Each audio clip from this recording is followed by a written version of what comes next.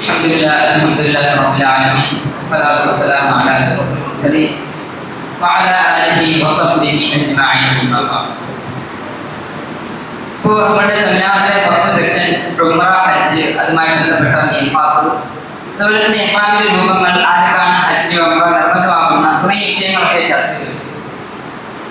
ഇനി ഈ സെമിനാറിന്റെ രണ്ടാമത്തെ സെക്ഷൻ നമ്മൾ ചർച്ച ചെയ്യാൻ പോകുന്ന വിഷയം ഉംറയാണ്.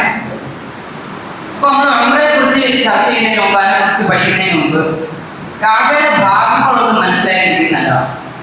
കാരണം നമുക്ക് ഉംറയുടെ അമലായ തവാഫ് ചെയ്യുമ്പോൾ നമുക്ക് ഈ കഅബയുടെ ഭാഗങ്ങളുമായിട്ട് ബന്ധമുണ്ട്. അതുകൊണ്ട് തന്നെ നമുക്ക് തവാഫ് ചെയ്യുമ്പോൾ കഅബയുടെ പലയിടങ്ങളിൽ നമുക്ക് പല അമലുകൾ വരുന്നുണ്ട്. അതുപോലെ തന്നെ ശ്രദ്ധിക്കാനുള്ള ചെറിയ ഭാഗങ്ങളൊക്കെ ഉണ്ട് നമ്മൾ തവാഫ് ചെയ്യുമ്പോൾ. അപ്പോൾ നമ്മൾ ആദ്യം കഅബയുടെ ഭാഗങ്ങളെക്കുറിച്ച് മനസ്സിലാക്കിയിരിക്കില്ല നല്ലതാണ്. അപ്പോൾ കഅബയുടെ ഭാഗങ്ങൾ അതിൻ്റെ ചിത്രമാണ് കൊടുത്തിരിക്കുന്നത്. അപ്പോൾ ആദ്യം തന്നെ കഅബയുടെ ഉയരം എന്ന് പറയുന്നത് 13.1 മീറ്റർ, അതായത് 43 അടി. ഇപ്പോൾ എൻ്റെ എന്ന് പറയുന്നത് ഒരു 5 അടിയാണ്. അപ്പം എൻ്റെ പോലത്തെ ഒരു 8 പേര് നിന്ന് കഴിഞ്ഞാൽ എത്ര ഉയരം കാണുമോ അത്രയായിരിക്കും ഒരു കഅബയുടെ ഉയരം എന്നുള്ളത്. 43 അടിയാണ് കഅബയുടെ ഉയരം. കഅബയുടെ നീളം എന്ന് പറയുന്നത് 12.8 മീറ്റർ, 42 അടിയാണ് കഅബയുടെ നീളം വരുന്നത്. നീളം 42 അടിയാണ് വരുന്നത്. കഅബയുടെ വീതി 11.3 മീറ്റർ, അതായത് 36 അടിയാണ് കഅബയുടെ വീതി വരുന്നത്. ഇത് നമ്മൾ ജസ്റ്റ് ഒന്ന് നോട്ട് ചെയ്ത് വെച്ചാൽ.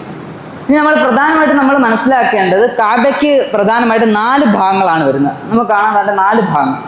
ആദ്യം തന്നെ കഅബയുടെ വാതിൽ, അതിനോട് ചേർന്നാണ് ഹജറുൽ അസ്വദ് വരുന്നത്. നമുക്ക് കാണാൻ കഅബയുടെ വാതിൽ, അതിനോട് ചേർന്ന് ഹജറുൽ അസ്വദ് വരുന്നുണ്ട്.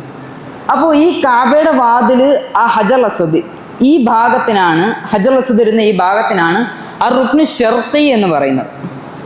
അത് കഴിഞ്ഞിട്ടുള്ള ഭാഗം ഇതാണ് റുക്നുൽ ഇറാഖി. അത് കഴിഞ്ഞിട്ട് റുക്നു ഷാമി, അത് കഴിഞ്ഞ് റുക്നുൽ യമാനി. മൊത്തം 4 ഭാഗങ്ങളാണ്. 1 റുക്നു ശർഖി, 2 റുക്നുൽ ഇറാഖി, 3 റുക്നു ഷാമി, 4 റുക്നുൽ യമാനി. ഈ 4 ഭാഗങ്ങളാണ് കഅബയ്ക്ക് പ്രധാനമായിട്ടും വരുന്നത്. ഇത് നമ്മൾ മനസ്സിലാക്കി ചെയ്യണം. ഇനി കഅബയുടെ മറ്റ് ചില ഭാഗങ്ങളാണ് നമ്മൾ നോക്കാൻ പോകുന്നത്. അപ്പം നമ്മൾ പറഞ്ഞു കഅബയുടെ വാതിൽ, അതിനോട് ചേർന്നാണ് ഹജറുൽ അസ്വദ് വരുന്നത്. അപ്പോൾ ഈ ഭാഗത്ത്, ഈ കഅബയുടെ വാതിലിന് നേരെ ഓപ്പോസിറ്റുള്ള ഭാഗമാണ് മഖാമു ഇബ്രാഹിം വരുന്നത്. മഖാമു ഇബ്രാഹിമിൻ്റെ ചരിത്രം നമ്മൾ നോക്കുമ്പോൾ ആദ്യമായിട്ട് കഅബ പണിത ആരാണ്? ആദ്യമായിട്ട് ഇബ്രാഹിം നബി അലൈഹി സ്വലാം, ഇസ്മായിൽ നബി അലൈഹി സ്വലാം ചേർന്നാണ് ആദ്യമായിട്ട് കഅബ പണിത്.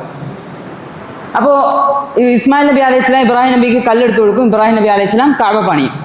അങ്ങനെ ഇബ്രാഹിം നബി അലൈഹി സ്വലാം കഅബ പണിത് കൊണ്ടിരിക്കുമ്പോൾ കഅബയുടെ ഉയരം കൂടി വരുവാണല്ലോ. അങ്ങനെ ഒരു പരിധി എത്തിയപ്പോൾ മുകളിലോട്ടുള്ള ഭാഗം പണിയുന്നതിന് വേണ്ടി ഇബ്രാഹിം നബി അലൈഹി സ്വലാം ഒരു പാറ ഉപയോഗിച്ച് അതിൻ്റെ മുകളിൽ നിന്നാണ് മുകളിലോട്ടുള്ള ഭാഗം പണിയുന്നത്.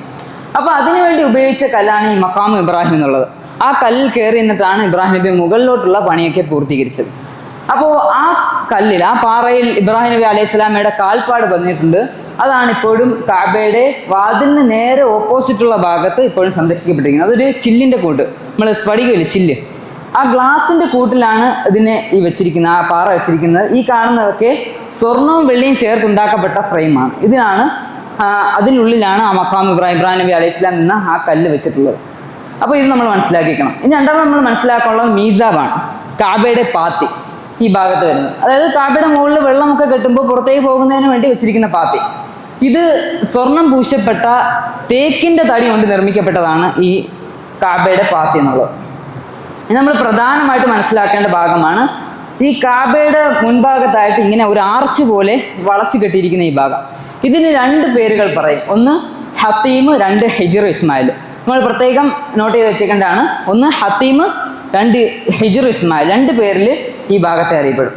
ഇതിൻ്റെ ചരിത്രം എന്ന് പറയുന്നത്, ആദ്യമായിട്ട് ഇബ്രാഹിം നബി അലൈഹി സ്വലാം, ഇസ്മായിൽ നബി അലൈഹി സ്വലാം ചേർന്ന് ഈ കഅബ പണിത സന്ദർഭത്തിൽ കഅബ എന്നുള്ളത് ഈ ഭാഗവും കൂടി ഇൻക്ലൂഡ് ആയിട്ടുള്ളതായിരുന്നു.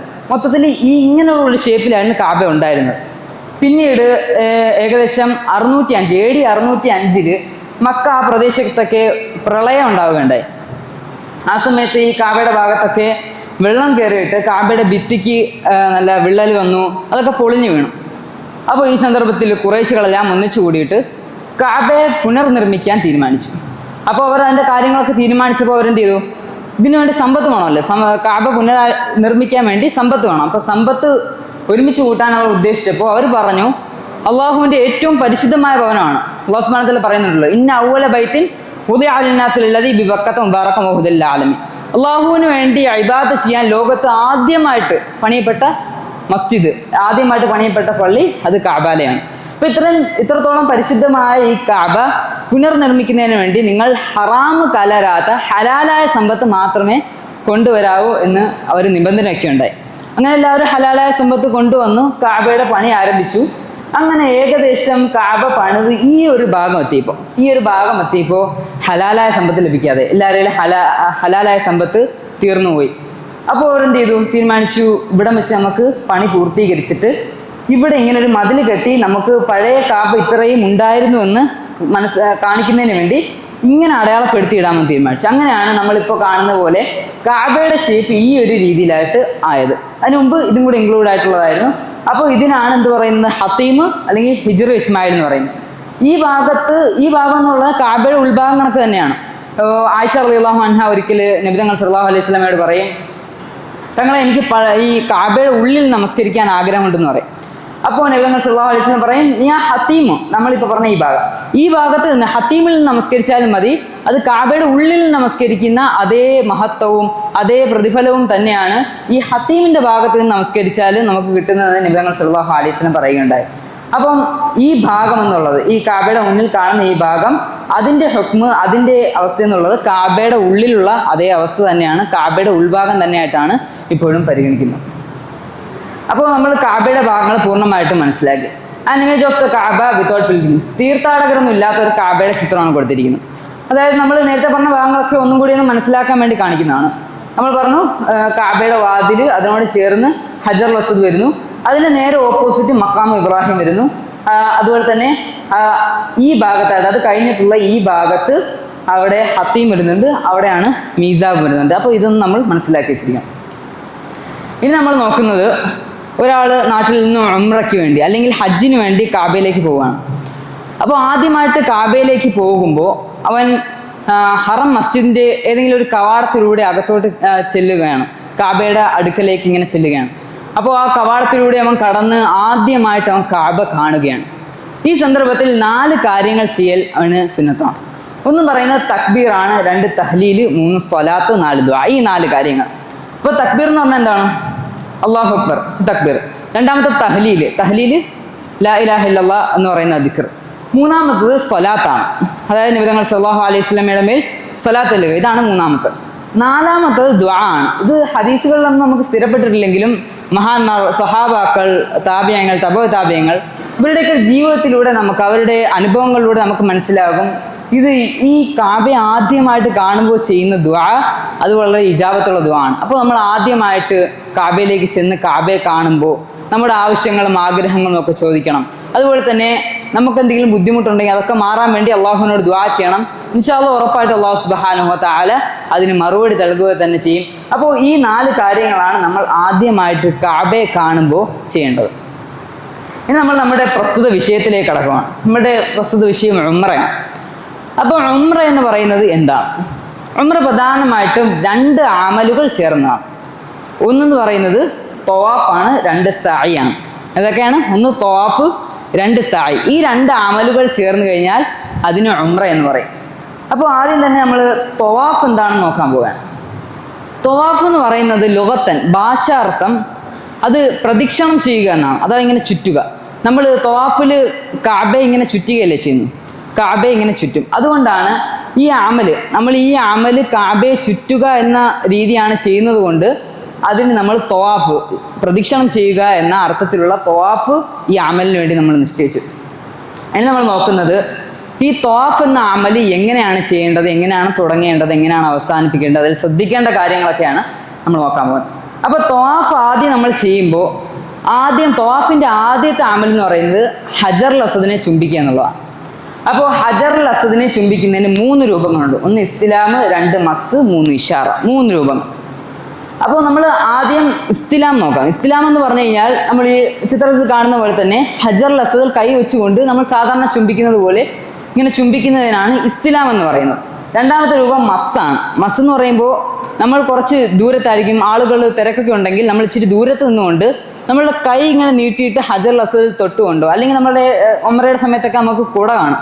അപ്പോൾ ആ കുടയൊക്കെ കൊണ്ട് നമ്മൾ ഹജർ അസ്വദിൽ തൊട്ടിട്ട് അതിൽ ചുംബിക്കുന്നതിനാണ് മസ് എന്ന് പറയുന്നത്. മൂന്നാമത്തെ രൂപമാണ് ഇഷാറ. ഇഷാറ എന്ന് പറഞ്ഞാൽ നല്ല തിരക്കുണ്ട്, നമുക്ക് ആ ഹജർ അസ്വദിന്റെ ഭാഗത്തേക്ക് എത്താൻ സാധിക്കത്തില്ല എങ്കിൽ നമ്മൾ ദൂരെ നിൽക്കുകയാണ്. അപ്പോൾ നമ്മൾ എന്ത് ചെയ്യണം? കാബ, ആ കാബയുടെ ഹജർ അസ്വദിന്റെ ഭാഗത്ത് നമ്മളിങ്ങനെ കൈ നീട്ടണം.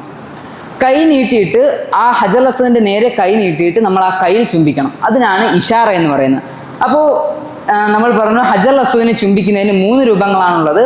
അപ്പോൾ നമ്മൾ ആദ്യം ചെയ്യേണ്ടത് ഇസ്തിലാമാണ്.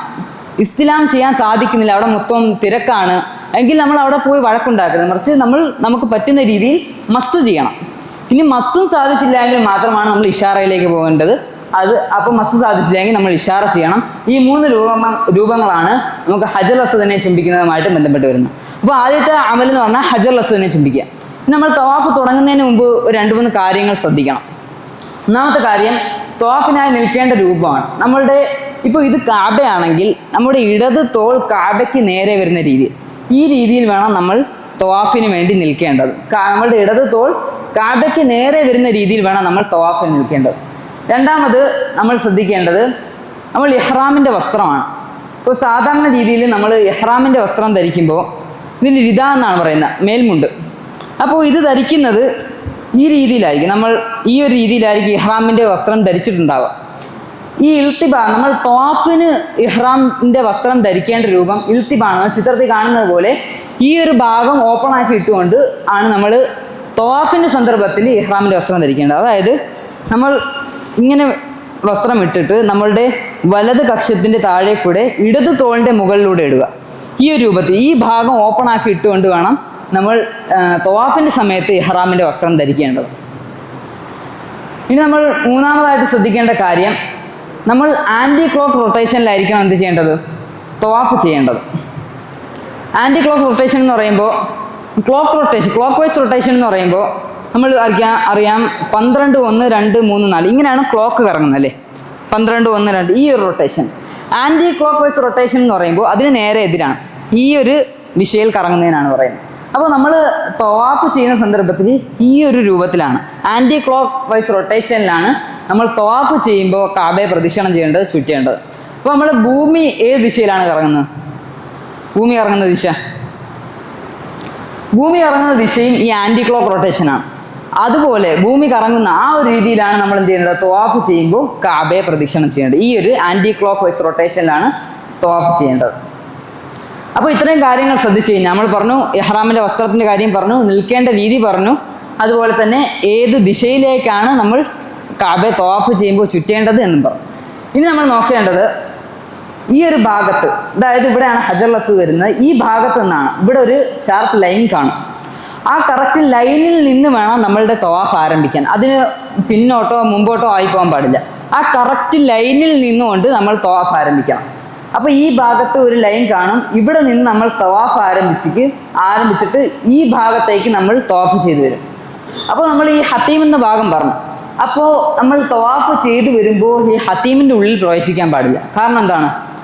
നമ്മൾ നേരത്തെ പറഞ്ഞു കാബയുടെ ഉൾഭാഗത്തിൻ്റെ അതേ ഹുക്മ് തന്നെയാണ് ഈ ഹത്തീമിനുള്ളത്. അപ്പോൾ കാബയുടെ പുറത്താണ് നമുക്ക് തവാഫ് ചെയ്യാനുള്ളത്, കാബയുടെ ഉൾഭാഗത്ത് കയറാൻ പാടില്ല. അതുകൊണ്ട് തന്നെ ഈ ഹത്തീം കാബയുടെ ഉൾഭാഗമായിട്ട് പരിഗണിക്കുന്നു. അതുകൊണ്ട് നമുക്ക് ഈ ഭാഗത്തും തവാഫ് ചെയ്യുമ്പോൾ പ്രവേശിക്കാൻ പറ്റില്ല, നമുക്ക് പുറത്തുകൂടെ തവാഫ് ചെയ്ത് വേണം പോകാൻ, ഈ ഭാഗം ടച്ച് ചെയ്യാൻ പാടില്ല. അതുപോലെ തന്നെ നമ്മൾ ഇനി ശ്രദ്ധിക്കേണ്ട ഒരു കാര്യം, ഈ റുക്നുകളെല്ലാം നമ്മൾ ഹജർ അസ്വദിന്റെ ഭാഗത്ത് നിന്ന് തുടങ്ങി നമ്മൾ ഹത്തീം ടച്ച് ചെയ്യാതെ അവിടെ നിന്ന് റൗണ്ട് ചെയ്ത് ഈ ഒരു ഭാഗം റുക്നുൽ യമാനി, അതായത് ഈ ഹജർ അസ്വദ് എത്തുന്നതിന് തൊട്ടു മുമ്പുള്ള റുക്ൻ എത്തുമ്പോൾ ആ ഭാഗത്തും ഇസ്തിലാം ചെയ്യൽ സുന്നത്താണ്.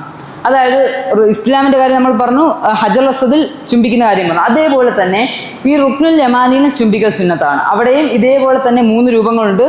പറ്റുമെങ്കിൽ ഇസ്ലാം ചെയ്യുക, അതിന് സാധിച്ചില്ലെങ്കിൽ നമുക്ക് മസ് ചെയ്യാം, അത് സാധിച്ചില്ലെങ്കിൽ ഇഷാർ ചെയ്യാം. ഈ 3 രൂപങ്ങൾ ഈ ഭാഗത്ത് വരുന്നുണ്ട്.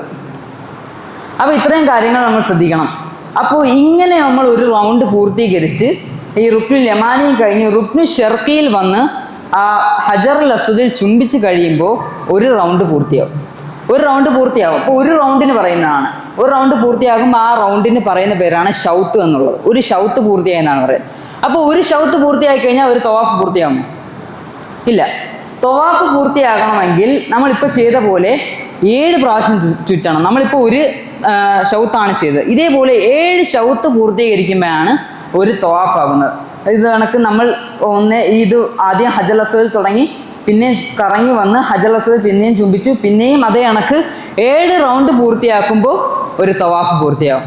ഇതാണ് നമുക്ക് തവാഫിൽ ചെയ്യേണ്ട കാര്യങ്ങൾ. അപ്പോൾ നമ്മൾ തവാഫിൽ ഇനി ശ്രദ്ധിക്കേണ്ട ഒരു കാര്യം, നമ്മൾ തവാഫിൽ 7 റൗണ്ടാണല്ലോ പൂർത്തിയാക്കുന്നത്. അപ്പോൾ 7 റൗണ്ടിൽ ആദ്യത്തെ 3 റൗണ്ട് നമ്മൾ റംല് നടത്തമാണ് നടക്കേണ്ടത്. ബാക്കിയുള്ള 4 റൗണ്ടിൽ സാധാരണ രീതിയിൽ നടന്നാൽ മതി. ആദ്യത്തെ 3 റൗണ്ടിൽ റംല് നടത്തം നടക്കണം.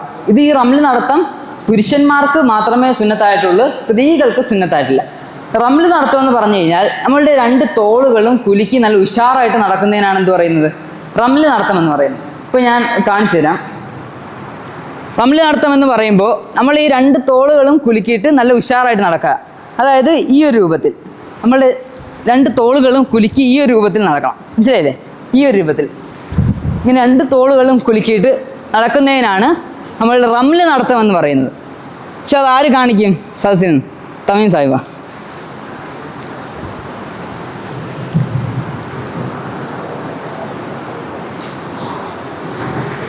ഓടിക്കും. 2 തോളുകളും കുലുക്കിയിട്ട് നമ്മൾ വലുതായിട്ട് കാല് വെക്കണ്ട, ചേർത്ത് തന്നെ നടന്നു പോയാൽ മതി. 2 തോളുകളും ഈ ഒരു റൊട്ടേഷൻ, മുമ്പോട്ടും പിമ്പോട്ടും, മുകളിലോട്ടല്ല മുമ്പോട്ടും ചലിപ്പിച്ചുകൊണ്ട് വേണം നടക്കാൻ. ഈ ഒരു രീതി 2 തോളുകളും കുലുക്കിയിട്ടുള്ള ഈ ഒരു രീതിയിലാണ് നടക്കേണ്ടത്. അപ്പോൾ ഈ രീതിയിൽ നടക്കാനുള്ള കാരണം എന്ന് പറയുന്നത്, നബി തങ്ങൾ സല്ലല്ലാഹു അലൈഹി വസല്ലം ഏകദേശം ഹിജ്റ 7-ാം നൂറ്റാണ്ടിൽ അവിടെ 7-ാം വർഷം ഈ മക്കയിലേക്ക് തവാഫ് ചെയ്യാൻ വരുന്ന, ഉംറ ചെയ്യാൻ വരുന്ന സന്ദർഭത്തിൽ, അവിടുത്തെ തവാഫ് ചെയ്തുകൊണ്ടിരിക്കുന്ന സന്ദർഭത്തിൽ മക്ക മുശ്രിക്കീങ്ങളും കാഫിര്യങ്ങളും ഒക്കെ ഈ ഒരു ഭാഗത്ത് കാബയുടെ ഭാഗങ്ങളിലൊക്കെ വന്ന് നിന്നിട്ട്, ഈ മദീനയിലെ പനിയുണ്ട്, വളരെ ശക്തമായ പനിയാണ്, അത് ബാധിച്ചു കഴിഞ്ഞാൽ ഭയങ്കര ക്ഷീണമൊക്കെ ബാധിക്കും. അപ്പോൾ സഹാബാക്കൾക്ക് ഈ പനി ബാധിച്ചിട്ടുണ്ട് എന്ന് പറഞ്ഞു. കാരണം അവരിങ്ങനെ ക്ഷീണിച്ച് നടക്കുവാണ്, അവർക്ക് ആ പനിയൊക്കെ ബാധിച്ച് അവർ അശക്തരായിട്ട് കഴിയുകയാണെന്ന് മക്കയിലുള്ള മുശ്രിക്കീങ്ങൾ ഈ മദീനയിൽ വന്ന സഹാബാക്കളെ കണ്ടിട്ട് പറഞ്ഞു. അപ്പോൾ നബി തങ്ങൾ സല്ലല്ലാഹു അലൈഹി വസല്ലം ഈ കാര്യം അറിഞ്ഞു. അപ്പോൾ അവരുടെ ഈ തെറ്റിദ്ധാരണ മാറ്റണമല്ലോ. അപ്പോൾ നബി തങ്ങൾ സല്ലല്ലാഹു അലൈഹി വസല്ലം പറഞ്ഞു, നിങ്ങൾ ഈ തവാഫിലെ ആദ്യത്തെ 3 റൗണ്ട് റംല് നടത്തം നടക്കുക. അതായത് ഉഷാറായിട്ട് നല്ല തോള കുലുക്കി നല്ല രീതിയിൽ ഉഷാറായിട്ട് ഈ ഒരു നടത്തം നടക്കാൻ പറഞ്ഞു. അതിൻ്റെ പിന്നിലുള്ള ലക്ഷ്യം ഇതാണ്, അവർക്ക് ഈ പനിയൊന്നും ബാധിച്ചിട്ടില്ല, സ്വഹാബാക്കൾ നല്ല ഉഷാറായിട്ട് തന്നെയാണ് ഇപ്പോഴും ഉള്ളതെന്ന് ആ മുശ്രിക്കീങ്ങളെ മനസ്സിലാക്കി കൊടുക്കുന്നതിന് വേണ്ടിയാണ് ഈ രീതിയിൽ നബി തങ്ങൾ സല്ലല്ലാഹു അലൈഹി വസല്ലം ചെയ്യാൻ പറഞ്ഞത്. ഇപ്പോൾ പിന്നെ നബി തങ്ങൾ സല്ലല്ലാഹു അലൈഹി വസല്ലം അന്ന് ചെയ്തതിനെ നമ്മൾ താബിയായിക്കൊണ്ട്, അന്ന് ചെയ്തതിനെ പിൻപറ്റിക്കൊണ്ടാണ് നമ്മൾ ഇപ്പോഴും നമ്മളുടെ തവാഫുകളിൽ റംല് നടത്തം നടക്കുന്നത്. അപ്പോൾ ഇത്രയും കാര്യങ്ങൾ ശ്രദ്ധിച്ചു കഴിഞ്ഞാൽ നമ്മളുടെ ഒരു തവാഫ് പൂർത്തിയാവുകയാണ്. തവാഫ് പൂർത്തിയായി കഴിഞ്ഞാൽ പിന്നീട് നമ്മൾ ചെയ്യേണ്ട കാര്യം എന്ന് പറയുന്നത്, നമ്മൾ മഖാം ഇബ്രാഹിം കാര്യം പറഞ്ഞു. ആ മഖാം ഇബ്രാഹിമിൻ്റെ നേരെ പിന്നിൽ വന്ന് നിന്നുകൊണ്ട് 2 റക്അത്ത് നമസ്കരിക്കുക. തവാഫ് കഴിഞ്ഞ് രണ്ടാമത് ചെയ്യേണ്ട കാര്യം അതാണ്. അപ്പോൾ ചിലപ്പോൾ നല്ല തിരക്കുണ്ടാകും, ഉംറയുടെ സമയത്തായാലും ഹജ്ജിൻ്റെ സമയത്തായാലും ഒക്കെ നല്ല തിരക്കുണ്ടാകും. അപ്പോൾ ചിലപ്പോൾ മഖാം ഇബ്രാഹിമിൻ്റെ പിന്നിൽ തന്നെ വന്ന് നമസ്കരിക്കാൻ പറ്റിക്കണമെന്നില്ല. അപ്പോൾ നമുക്ക് മസ്ജിദിൽ നമുക്ക് സൗകര്യപ്പെടുന്ന ഏതെങ്കിലും സ്ഥലത്ത് 2 റക്അത്ത് നമസ്കരിച്ച് കഴിഞ്ഞാൽ നമുക്ക് ഈ അമലിൽ നിന്നും ആ അമൽ പൂർത്തീകരിക്കാൻ സാധിക്കും. അപ്പോൾ ഇത്രയും കാര്യങ്ങൾ ശ്രദ്ധിച്ചു കഴിയുമ്പോൾ നമ്മളുടെ തവാഫിൻ്റെ അമൽ പൂർത്തിയാകും. അപ്പോൾ നമ്മൾ ആദ്യമായിട്ട് കാബയിൽ ചെല്ലുമ്പോൾ ചെയ്യുന്ന തവാഫാണ്, അതിൻ്റെ രൂപമാണ് നമ്മളിപ്പോൾ പറഞ്ഞത്. ഈ തവാഫിന് 2 പേരുകൾ പറയും. ഒന്ന് തവാഫുൽ ഖുദൂം, 2 തവാഫ് തഹയ്യ. ഒന്ന് തവാഫുൽ ഖുദൂം, 2 തവാഫ് തഹയ്യ. അതായത് ഖുദൂം എന്നൊക്കെ പറഞ്ഞു കഴിഞ്ഞാൽ യാത്ര കഴിഞ്ഞ് മടങ്ങി വരിക എന്നാണ് അർത്ഥം. അതായത് നമ്മൾ യാത്രയൊക്കെ ചെയ്തിട്ടായിരിക്കും കാബയിലേക്ക് പോകുന്നത്. അപ്പോൾ യാത്രയൊക്കെ കഴിഞ്ഞ് കാബയിലേക്ക് ചെല്ലുമ്പോൾ ആദ്യം ചെയ്യുന്ന തവാഫാണ് ഈ തവാഫ് എന്നുള്ളത്. അതുകൊണ്ടാണ് തവാഫുൽ ഖുദൂം എന്നതിന് പേര് വെച്ചിരിക്കുന്നത്. പിന്നെ തവാഫ് തഹയ്യ എന്ന പേര് വെച്ചിരിക്കുന്നത്, നമ്മളിപ്പോൾ പള്ളിയിലൊക്കെ കയറുമ്പോൾ തഹയ്യത്ത് നമസ്കരിക്കാറുണ്ട്.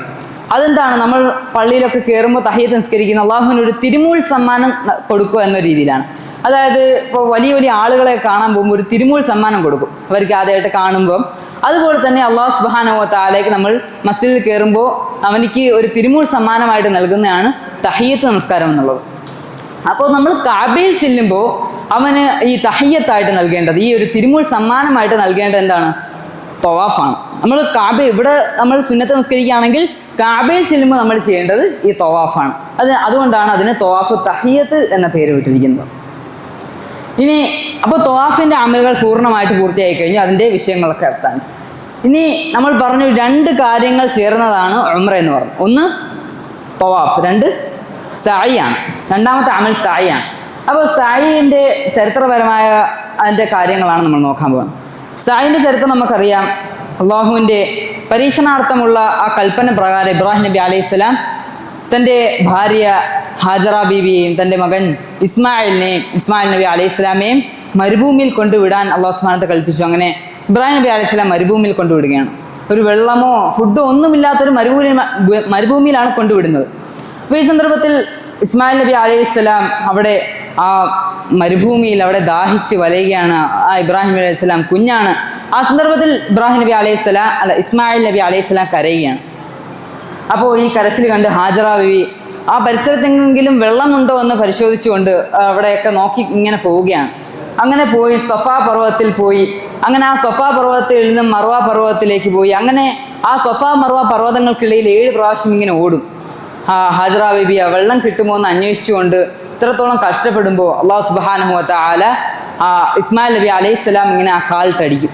അപ്പോൾ അള്ളാഹു സുബ്ഹാനഹു വ തആല ആ കാലിട്ടടിച്ച ഭാഗത്ത് നിന്നും അള്ളാഹു സുബ്ഹാനഹു വ തആല വെള്ളം പൊട്ടി പുറപ്പെടുവിക്കും. ആ വെള്ളം അള്ളാഹു സുബ്ഹാനഹു വ തആല അന്ന് പൊട്ടി പുറപ്പെടുവിച്ച ആ വെള്ളം ഇന്ന് ലോകത്തിലെ ഏറ്റവും അത്ഭുതകരമായ വെള്ളമാണല്ലേ. ഇപ്പോൾ നമ്മളുടെ ഈ സംസം കിണറിൽ നിന്നും 1 സെക്കൻഡിൽ എത്ര ലിറ്റർ വെള്ളമാണ് എടുക്കുന്നത് അറിയാം? 1 സെക്കൻഡിൽ 11 to 18 ലിറ്റർ വെള്ളമാണ് 1 സെക്കൻഡിൽ എടുക്കുന്നത്. 1 മിനിറ്റിൽ 660 ലിറ്റർ വെള്ളമാണ് 1 മിനിറ്റിൽ ഈ സംസമിൻ്റെ കിണറിൽ നിന്ന് എടുത്തുകൊണ്ടിരിക്കുന്നത്. അത്ര അത്ഭുതകരമായ ഒരു ഉറവിടം അല്ലാഹു സുബ്ഹാനഹു വ തആല അവിടെ തുറന്നു കൊടുത്തു.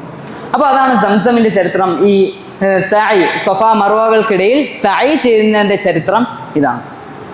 അപ്പോൾ ഇനി നമ്മൾ സഅയുടെ അമലുകൾ എങ്ങനെയാണ് ചെയ്യുന്നതെന്നാണ് നോക്കാൻ പോകുന്നത്. അപ്പോൾ നമ്മൾ തവാഫിൽ ആദ്യം പറഞ്ഞത് എന്ത് ചെയ്യലാണ്? നമ്മൾ ഹജർ അസ്വദിനെ ചെന്ന് ചുംബിച്ചുകൊണ്ടാണ് നമ്മൾ എന്ത് ചെയ്യേണ്ടത്? തവാഫ് തുടങ്ങേണ്ടത്.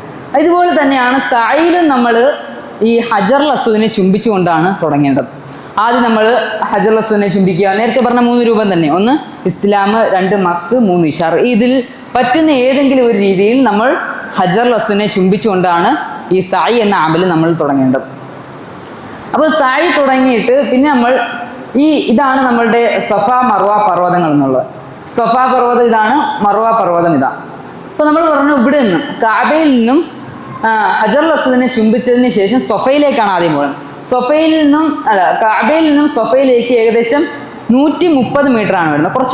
കുറച്ച് ദൂരം 130 മീറ്ററാണ് കാബയിൽ നിന്ന് സൊഫയിലേക്ക് വരുന്നത്.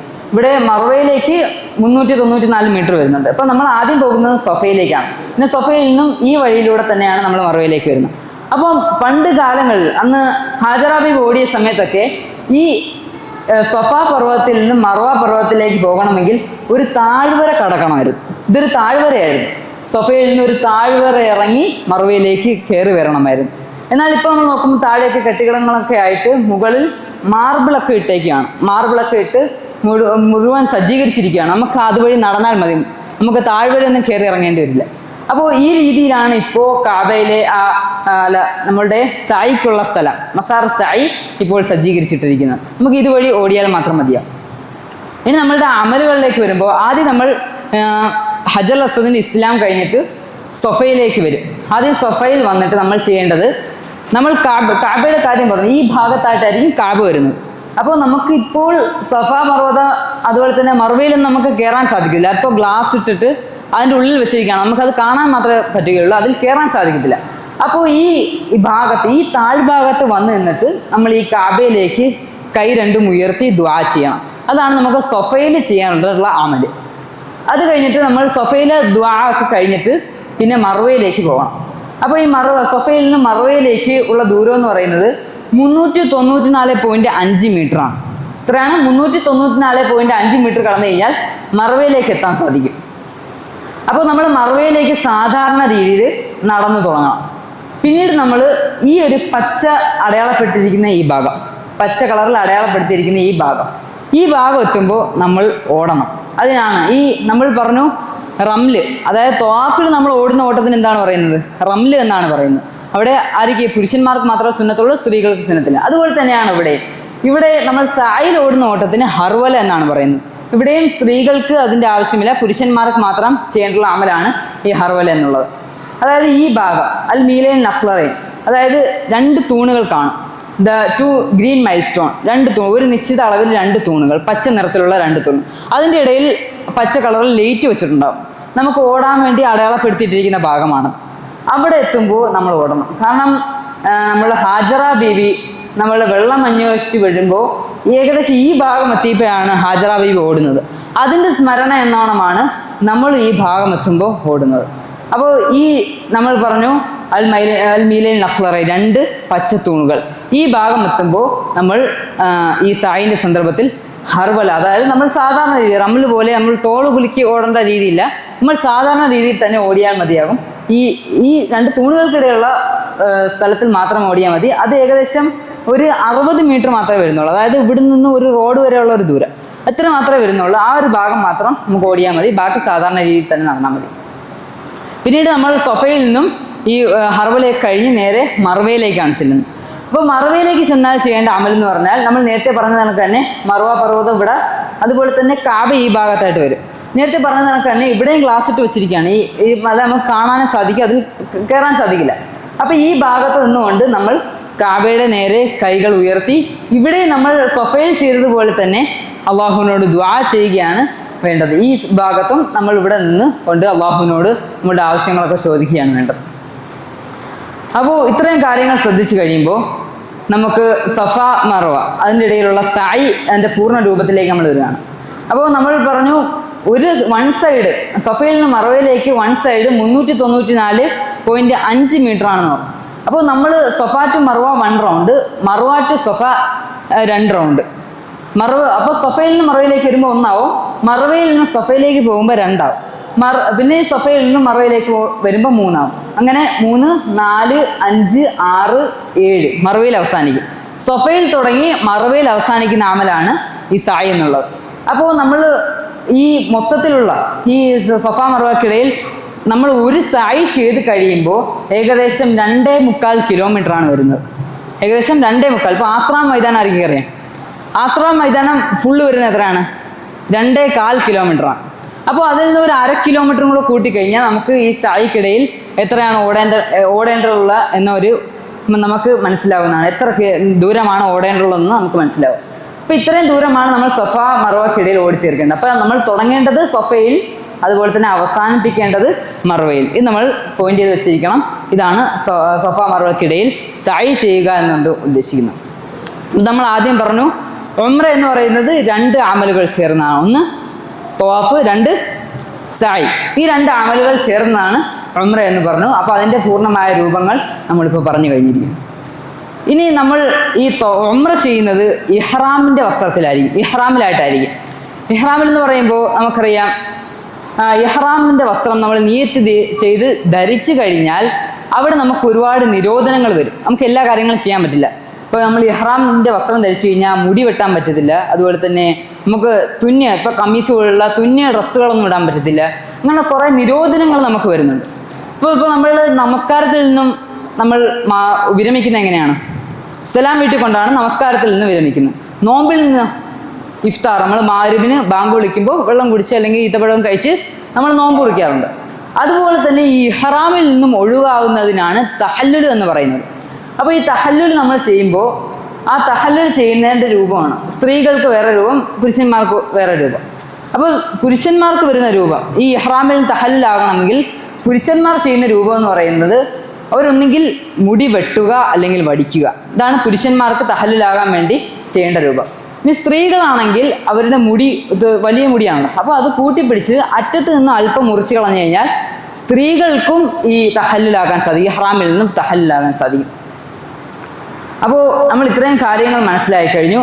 തഹല്ലുൽ നമ്മൾ തവാഫിനെ പറ്റി പഠിച്ചു, സായിനെ പറ്റി പഠിച്ചു, അതുപോലെ തന്നെ ഇഹ്റാമിൽ നിന്നും തഹല്ലുലാകുന്നതിനെ പറ്റിയും പഠിച്ചു. ഇനി നമ്മൾ മനസ്സിലാക്കേണ്ട ഒരു ചെറിയൊരു മസലയാണ് തവാഫ് എന്ന് പറയുന്ന അമല്. നമ്മളിപ്പോൾ സാധാരണ സുന്നത്തുകൾ നമസ്കരിക്കും, പള്ളിയിലൊക്കെ കയറിയാൽ അല്ലെങ്കിലും ഒക്കെ നമ്മൾ വെറുതെ നിൽക്കുമ്പോൾ നഫിൽ നമസ്കരിക്കും. അതുപോലെ തന്നെ നമുക്ക് ഈ തവാഫ് ചെയ്യാൻ പറ്റും. നമ്മൾ കാബയിൽ പോയിട്ട് നമ്മൾ അവിടെ വെറുതെ നിൽക്കുന്ന സന്ദർഭത്തിലൊക്കെ നമുക്ക് 7 റൗണ്ട് പൂർത്തീകരിച്ച് ഒരു തവാഫ് ചെയ്യാം. അങ്ങനെ 2, 3, 4 തവാഫൊക്കെ നമുക്ക് ചെയ്യാം. പക്ഷെ സായി എന്ന് പറയുന്ന അമൽ അങ്ങനെയല്ല. സായി എന്ന അമല് നമുക്ക് ഒറ്റയ്ക്ക് ചെയ്യാൻ പറ്റില്ല. മറിച്ച് സായി എന്ന അമല് ഈ തവാഫ് എന്ന അമല് ഡിപ്പെൻഡഡ് ആണ്. അതായത് നമുക്ക് ഇപ്പോൾ വെറുതെ ഇരിക്കുമ്പോൾ ഒരു സായി 2 സായി അങ്ങനെയൊന്നും ചെയ്ത് കഴിഞ്ഞാൽ അതൊരു അമലായിട്ട് പരിഗണിക്കത്തില്ല. അതൊരു അമലായിട്ട് പരിഗണിക്കണമെങ്കിൽ ആദ്യം തവാഫ് ചെയ്തിട്ട് പിന്നെ സായി ചെയ്യണം. അപ്പോൾ അതൊരു ഉംറ എന്നൊരു അമലായിട്ട് പരിഗണിക്കും. അല്ലാതെ നമുക്ക് സായി മാത്രമായിട്ട് ചെയ്ത് കഴിഞ്ഞാൽ അതൊരു അമലായിട്ട് പരിഗണിക്കത്തില്ല. എന്നാൽ തവാഫ് അങ്ങനെയല്ല, നമുക്ക് വെറുതെ നിൽക്കുമ്പോഴൊക്കെ ചെയ്യാം, അതൊരു അമലായിട്ട് പരിഗണിക്കും. ഇത് ഈ കാര്യം നമ്മൾ മനസ്സിലാക്കി വെക്കേണ്ടതാണ്.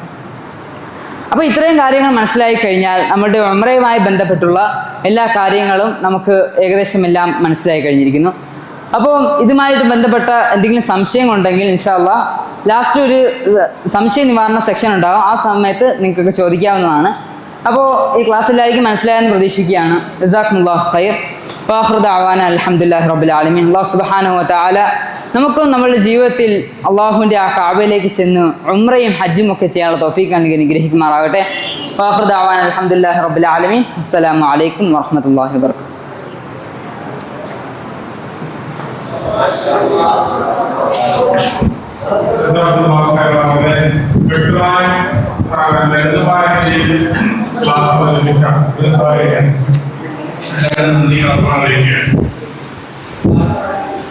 അപ്പോ 2 സെഷനുകളെ കഴിഞ്ഞിരിക്കുകയാണ്. ഈ ഒരു 10 മിനിറ്റ് ബ്രേക്ക് എടുക്കാം.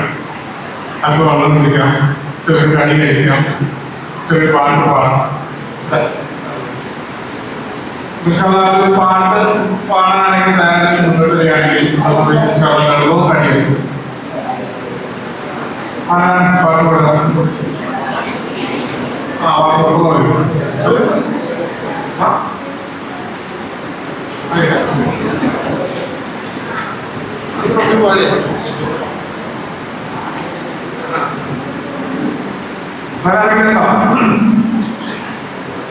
അതിൽ തയ്യാറാണോ?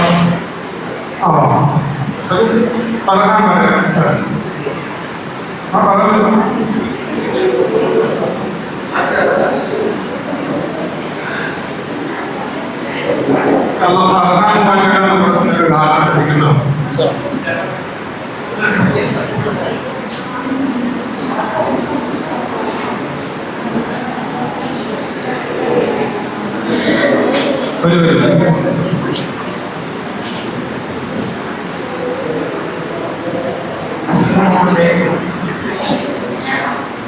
Masih